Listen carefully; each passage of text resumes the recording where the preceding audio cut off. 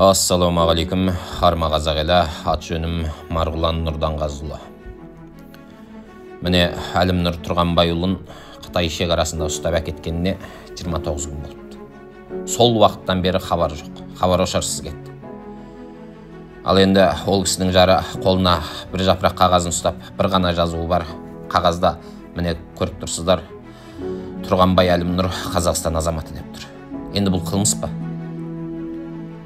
Бұл қылмыс емес, шындық ағайын. Бірақ билік не істеп отыр бұған?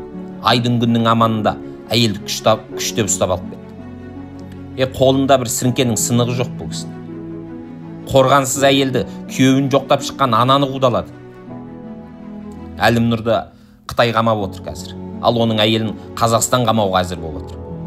Бұл Қытайдың сойылын соғатын лағнеті жүйенің бет бейнесі қазір. Көріп отырсыздар өздеріңіз. Бұл жүйе халықты әбден қанап бітті.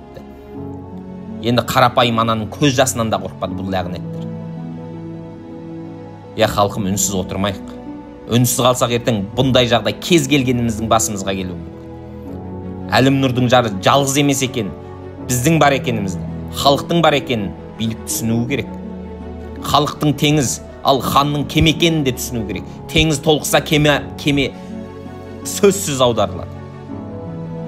Сум жиенің ақырда таяп қалды иншалла. Қорықпаңыздар, ашыққа шығыңыздар. Бұл билік бұға берсең сұға береді. Саяси сауатты болайық. Елеусіз қалдырмаңыздар шөтіш. Сіздердің де қосқан үлестеріңіз болсын, осын бөлісіп таратыңыздар. Ең болмаса халықтың көз ашылсын. Осы сум жүйенің қандай екенін біле жүрсін. Қытайлардан Әлімнұрға бостандық талап етемін. Саяси сауатты болайық ағайын. Саяси белсенді болайық. Видеоны бөлісіп таратыңыздар, лайк басыңыздар, парақшама жазылыңыздар. Сау сәлеметте болыңыздар. Жалғыз қатыны қолға не керек деді? Отырмай.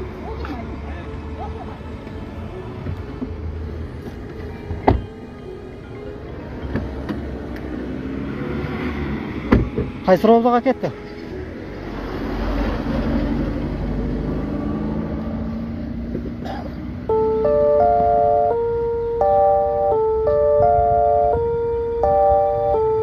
Неден қай жерге кеттіңіздер? Қарасай батыр 109, Алмалы. Қарасай батыр 109?